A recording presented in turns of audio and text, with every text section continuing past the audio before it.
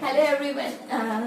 आज हम बात करने वाले हैं जो हमने लास्ट वीडियो में स्टडी किया था कि डिमांड क्या होती है। आज हम उसके कंक्लूजन पर पहुंचे हैं और उसमें वो क्या कह रहे हैं कि डिमांड का मतलब क्या होता है। सबसे पहले होता है डिजायर ऑफ अ कमोडिटी। सबसे पहले हमें किसी ना किसी कमोडिटी की क्या होनी चाहिए, डिजायर होनी चाहिए। नेक्स्ट आता है एबिलिटी टू पे। इसके अंदर हमारे पास पैसे होने चाहिए, मतलब यहाँ पे बेसिकली हम बात कर रहे हैं मनी की, कि मनी पावर होनी चाहिए हमारे पास। जो नेक्स्ट आ रहा है वो विलिंगनेस टू स्पेंड, कि हम खर्च करने के लिए भी तैयार हो रहे हैं। इन सभी के बारे में वैसे मैंने लास्ट वीडियो में बहुत डीपली डिस्कस किया है, तो इस वीडियो में जस्ट मैं लेकर चल रही हूँ, मानकर चल रही हूँ कि इतना आप लोगों को आता है। नेक्स्ट आता है पर्टिकुलर प्राइस। हमने लास्ट वीडियो के बिल्कुल लास्ट वाले टॉपिक में ये बात की थी कि विलिंगनेस टू स्पेंड के साथ होना चाहिए कि एक पर्टिकुलर पॉइंट ऑफ टाइम के साथ साथ एक पर्टिकुलर प्राइस भी होना चाहिए। At a particular price we are going to purchase a commodity. तो हमेशा जो डिमांड ऑफ अ कमोडिटी है उसको हम विद रेफरेंस टू प्राइस पढ़ रहे हैं।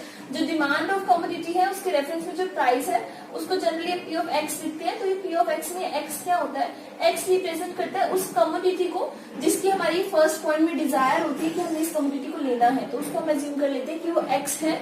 तो प्राइस ऑफ एक्स का यहाँ पे क्या मतलब है कि किस पर्टिकुलर प्राइस पे हम उस कमोडिटी की कितनी क्वांटिटीज को लेने वाले हैं। तो ये फोर्थ हमारा होता है a particular price. And last आ जाता है a particular point of time. तो डिमांड के जो एसेंशियल्स होते हैं, मतलब जिनको मिलाकर के डिमांड बनती है, वो क्या होते हैं बेसिकली।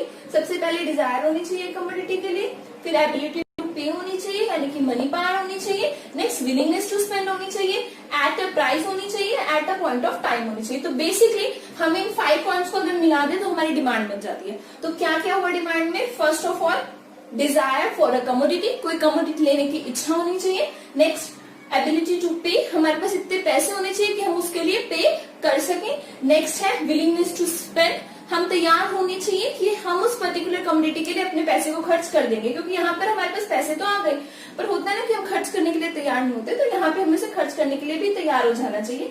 नेक्स्ट अ पर्टिकुलर प्राइस, डिमांड हमेशा विद रेफरेंस टू प्राइस हो रही है, तो ये पर्टिकुलर प्राइस है। Next a point of time, कि किस टाइम पे वो डिमांड क्या हो रही है हमारी क्रिएट हो रही है।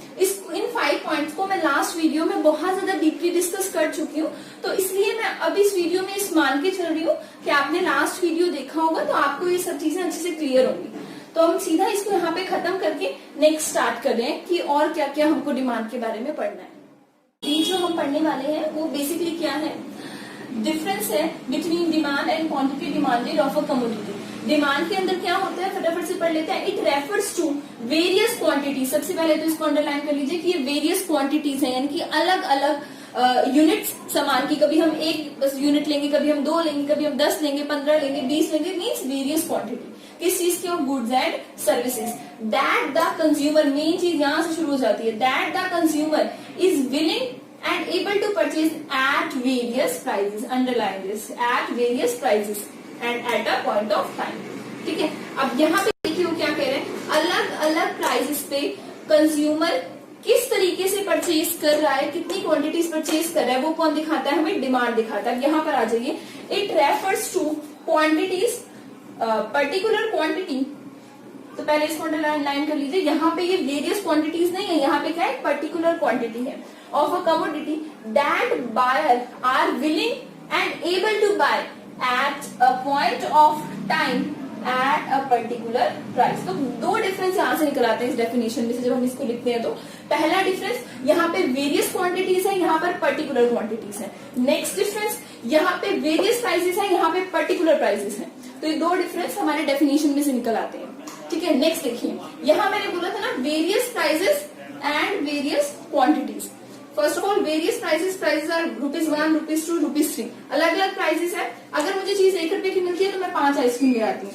अगर मुझे 2 रुपए की आइसक्रीम मिलती है तो मैं 4 आइसक्रीम लेकर आती हूँ। अगर मुझे 3 रुपए की आइसक्रीम मिलती है तो मैं 2 आइसक्रीम लेकर आती हूँ। तो ये अलग अलग क्या हो गए, प्राइस हो गए। और यहाँ पर देखिए क्वांटिटी, 4 लेकर आई, फिर 5 लेकर आई, फिर 4, फिर 2, तो ये क्या हो गई, वेरियस क्वांटिटीज। और यहाँ क्या हो गया, वेरियस प्राइस हो गया। अभी आप ये सोच रहे होंगे कि ऐसा कैसे हो रहा है कि प्राइस बढ़ रहा है और यहाँ पे जो मैं क्वांटिटी परचेज करी थी, जो डिमांड है मेरी, वो घटती चली जा रही है। इसको हम डीपली करेंगे लॉ ऑफ डिमांड में। बेसिकली अगर आप इतना सोचिए कि प्राइस और डिमांड के बीच में नेगेटिव रिलेशन हुआ। कैसे हुआ, जैसे जैसे मेरा प्राइस बढ़ता चला जा रहा है, यहाँ पर 1 2 3 वैसे वैसे यहाँ पे जो क्वांटिटी डिमांडेड है, जो हमारी ये पोर्शन है 5, 4 एंड 2, ये क्या होती जा रही है, घटती जा रही है। तो प्राइस ऑफ एक्स जैसे ही बढ़ा, ठीक है, क्वांटिटी डिमांडेड ऑफ एक्स वैसे ही क्या हो गई, घट गई। तो अभी क्यों आई, लॉ ऑफ डिमांड में समझेंगे। वैसे बेसिकली आपको थोड़ा बहुत आइडिया हो ही जाएगा। चीज महंगी मिलती है तो हम लोग कम खरीदते हैं, चीज सस्ती होती है तो हम लोग ज्यादा खरीदते हैं। पर अभी इसको ज्यादा करने की जरूरत नहीं, आप छोड़ सकते हैं इसको। यहाँ पे आ जाइए, यहाँ पे पर्टिकुलर प्राइस होने वाला है, पर्टिकुलर प्राइस में पर्टिकुलर क्वांटिटी को ही हम लोग लेने वाले हैं। जैसे कि मैं 1 रुपए की अगर मुझे आइसक्रीम देगा तो ही मैं 5 लेकर आऊंगी, अगर इससे महंगी सस्ती मिली I am not ready to buy, ठीक है। तो ये क्या हो गया, क्वांटिटी डिमांड हो गया। अब बेसिकली इसी चीज को अगर मैं टेबल में लिख दूं ना, तो आगे जाके मैं इसी को पढ़ूंगी कि मेरा क्या है, डिमांड का एक शेड्यूल है, ठीक है। तो अभी आपको ज्यादा करने की जरूरत नहीं है, सिर्फ डिफरेंस के लिए बता रही हूँ कि ये डिमांड किसको शो करता है, पूरे डिमांड के शेड्यूल को, यानी कि relationship between price of the commodity, demand of the commodity, they are negative relation.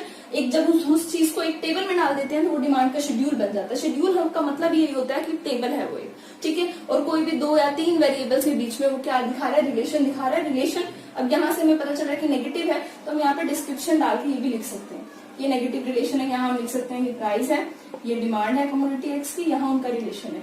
अभी आप इतना डीपली मत कीजिए, कंफ्यूज हो जाएंगे बिल्कुल ही। बस इतना समझ लीजिए, डिमांड वेरियस क्वांटिटीज है, वेरियस प्राइजेस है, पर्टिकुलर क्वांटिटी है, पर्टिकुलर प्राइजेस है।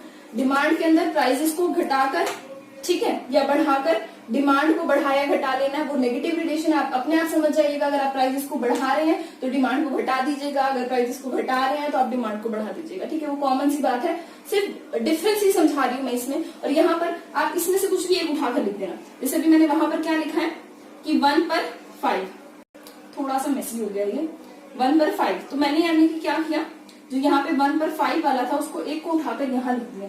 यानी कि जो डिमांड के अंदर थी एक पॉइंट को, डिमांड के शेड्यूल को मैंने क्या बोल दिया, यहाँ पे क्वांटिटी डिमांडेड का पार्ट बोल दिया, ठीक है। तो ये 1 पर 5 हो गया। तो यानी कि इसने किसको दिखाया, पूरे के पूरे डिमांड के शेड्यूल को, और इसने किसको दिखाया, उसके एक स्पेसिफिक, ठीक है, कॉम्बिनेशन को। इतने प्राइस का मुझे, मैंने इतने डिमांड की, तो ये उसका स्पेसिफिक क्या हो गया, कॉम्बिनेशन निकल कर आ गया। तो ये मेरा डिफरेंस था, demand of the commodity and quantity demanded of a commodity.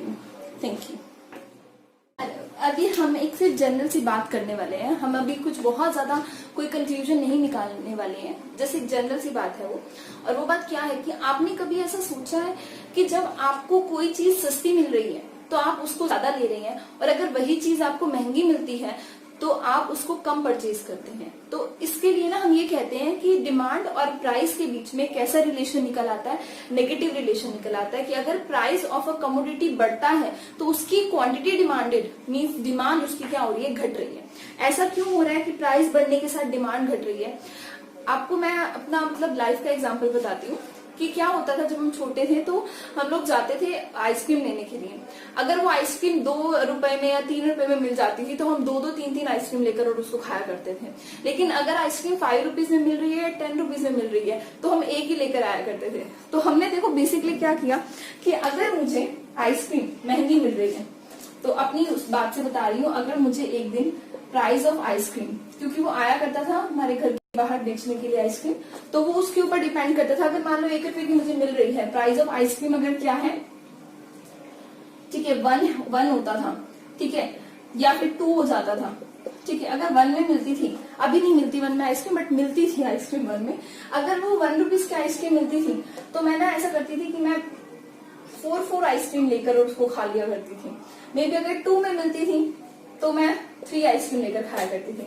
और अगर आइसक्रीम महंगी होगी और आइसक्रीम 5 रुपीज की मिल रही है, ठीक है, तो अभी इतनी पॉकेट मनी तो होती नहीं थी ना, इतनी मिलते थे पैसे, तो अगर वो 5 रुपीज में मिल रही होती थी ना तो मैं एक ही आइसक्रीम लेकर उतना ही खा पाती थी। तो अभी ये मेरे को क्या पता चला कि जैसे जैसे मतलब ये बचपन से ही आप अगर चाहें तो अपने बचपन में ही एग्जाम्पल से इकोनॉमिक्स को सीख सकते हैं। जरूरी नहीं है कि आपको रट्टा मारने की जरूरत है कि ऐसा कैसे हो रहा है, या कोई टिपिकल सा एग्जाम्पल लेने की जरूरत है।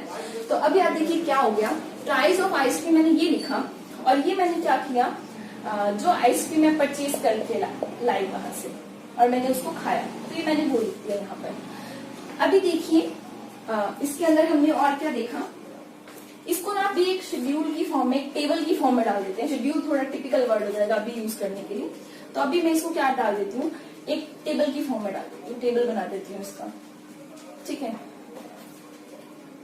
इसका टेबल बना देते हैं।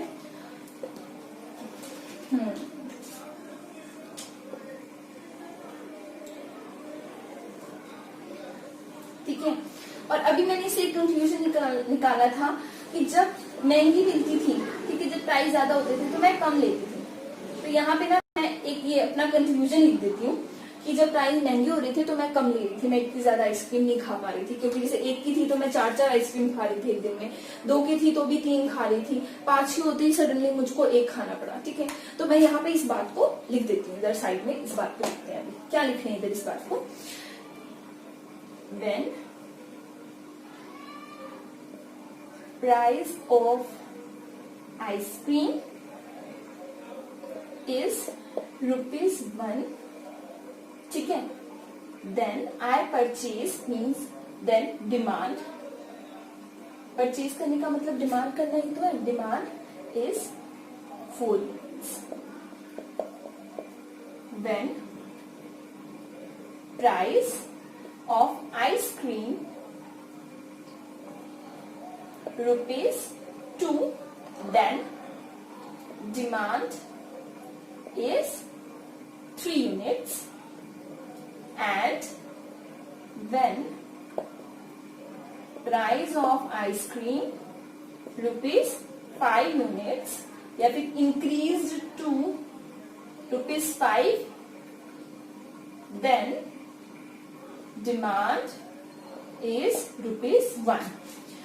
देखो अब मैंने क्या लिखा, जब 1 की मिल रही थी तो 4 आइसक्रीम ले रही थी, जब 2 की मिल रही थी 3 ले रही थी, 5 की मिल रही थी 1 आइसक्रीम ले रही थी, ठीक है।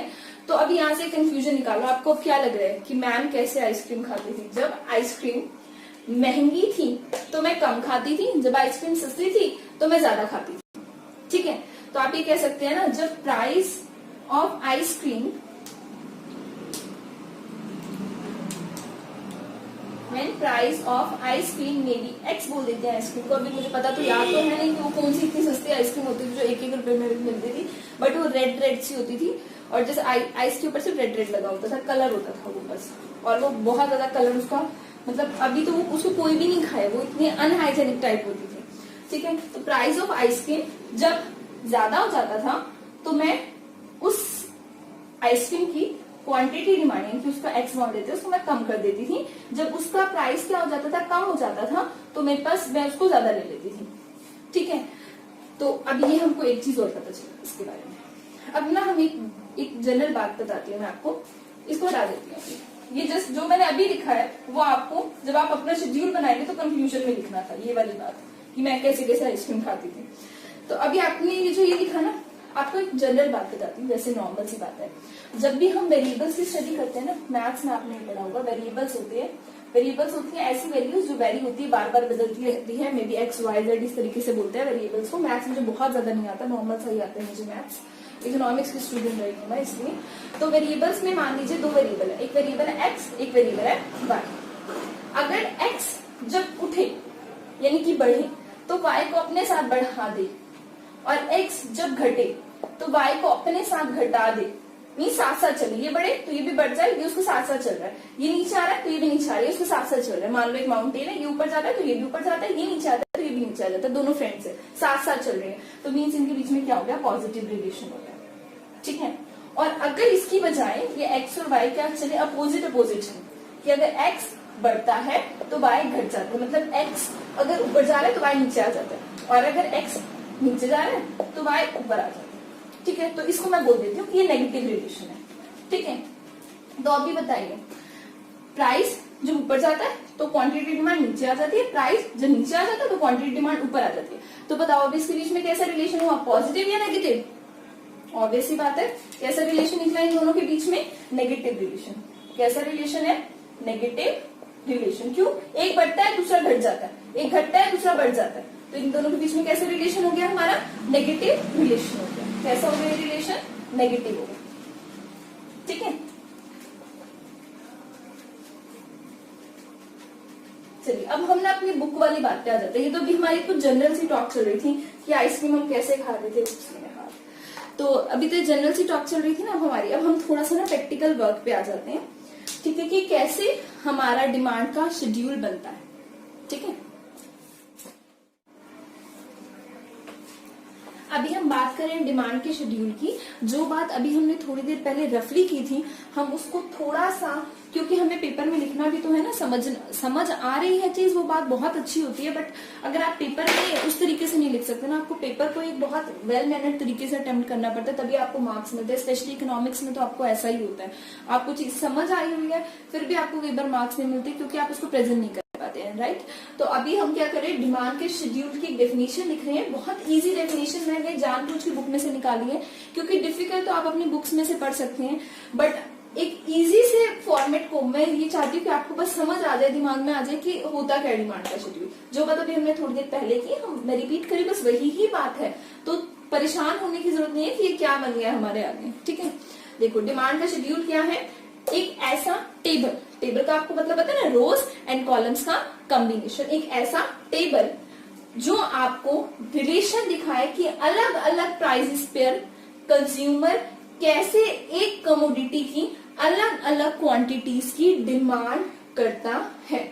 वो आपका क्या हो जाता है, डिमांड का शेड्यूल। डिमांड शेड्यूल बेसिकली एक टेबल है जो आपको ये बताता है कि अलग अलग प्राइसेस पर कंज्यूमर कैसे अलग अलग क्वांटिटी ऑफ अ कमोडिटी को डिमांड को करता है। ऐसा नहीं है कि एक ही कंज्यूमर होने वाला है। कंज्यूमर जब एक कंज्यूमर है, मान लो मैंने इस पूरा का पूरा एक के पॉइंट ऑफ व्यू से बनाया है, मान लीजिए कि मैंने इसको एक ही बंदे के पॉइंट ऑफ व्यू से बनाया, उसका नाम है मिस्टर राम। देखिए अब क्या हुआ, आइसक्रीम ही मान लेते हैं। मिस्टर राम 1 रुपए की जब आइसक्रीम मिलती थी 4 लेता था, 2 की मिलती थी 3 की मिलती थी 2, 4 की मिलती थी 1। तो हुआ क्या, 1 रुपीज में 4 यूनिट्स, 2 रुपीज में 3 यूनिट्स, 3 रुपीज में 2 यूनिट्स एंड 4 रुपीज में 1 यूनिट्स राम ऐसे लेता था, ठीक है। तो अभी हमने उसी की बात को टेबल में लिख दिया, ऊपर लिख दिया प्राइस, बल्कि पता है टेबल इजी होता है। अभी मैं जैसे पहले लिख के दिखाती थी, सबके साथ रुपीज यूनिट सब कुछ लिखना पड़ रहा था, बल्कि आसान फॉर्मेट है। प्राइस आपने ऊपर लिखा, रुपीज नीचे लिखा, क्वांटिटी देन यूनिट्स, ये लिखना जरूरी है। ये जो ये है ना रुपीज एंड यूनिट्स क्या हो रहा है, किस में मेजर करे उस चीज को, वो लिखना आपको जरूरी है। अगर आप ये नहीं लिख रहे तो आपके मार्क्स कितने वाले हैं फिर पक्का। नेक्स्ट है प्राइस 1 2 3 4, प्राइस क्या हो रहा है, इंक्रीज हो रहा है। ये एरो क्या शो कर रहा है कि प्राइस ऑफ द कमोडिटी बढ़ रहा है। उसके साथ साथ क्वांटिटी डिमांडेड क्या हो रही है, घट रही है। ये क्या शो कर रहा है कि क्वांटिटी डिमांडेड क्या हो रही है, घट रही है। डिस्क्रिप्शन बॉक्स में मैंने क्या लिख दिया, रिलेशन लिख दिया कि जैसे जैसे मेरा प्राइस बढ़ा मेरी क्वांटिटी डिमांडेड घटी, जैसे जैसे मेरा प्राइस घटा मेरी क्वांटिटी डिमांडेड बढ़ी। पर ये मैंने किसके पॉइंट ऑफ व्यू से बनाया, सिर्फ एक पर्सन के, मिस्टर राम के पॉइंट ऑफ व्यू से बनाया। तो इसको मैं नाम दे सकती हूँ क्या, ये एक इंडिविजुअल डिमांड शेड्यूल है। कैसा है ये, इंडिविजुअल डिमांड का शेड्यूल है, ठीक है। तो कैसा डिमांड का शेड्यूल है, इंडिविजुअल। अब ये इंडिविजुअल के बाद मार्केट डिमांड शेड्यूल भी आएगा, वो भी मैं आपको करवाने वाली हूँ, बट अभी आप ये समझ लीजिए कि इंडिविजुअल डिमांड का शेड्यूल है। आपको बहुत सारी चीजें एक साथ करने की जरूरत नहीं है। इस लेक्चर में हम सिर्फ इंडिविजुअल डिमांड शेड्यूल तक ही करेंगे, नेक्स्ट में हम market demand schedule and then factor effective को उठाने वाले हैं। अगर इसमें कोई भी प्रॉब्लम आपको लग रही है, कोई एक पर्टिकुलर पॉइंट कि आपको ये नहीं समझ आया, तो आप उसको दोबारा से पूछ सकते हैं, उसमें ऐसा कोई बहुत बड़ा इशू नहीं है। अगर आपको एग्जाम्पल नहीं समझ आ रहा है तो मैं नेक्स्ट एग्जाम्पल के साथ दोबारा से वीडियो बनाने के लिए भी रेडी हूँ, बट मेक श्योर कि अगर आप वीडियो देख रहे हैं तो आपको समझ आ रही है, ठीक है। ये सबसे पहले जरूरी है। बाकी थैंक यू, आज की लेक्चर यहीं तक है, नेक्स्ट लेक्चर में हम इसको आगे कंटिन्यू करेंगे।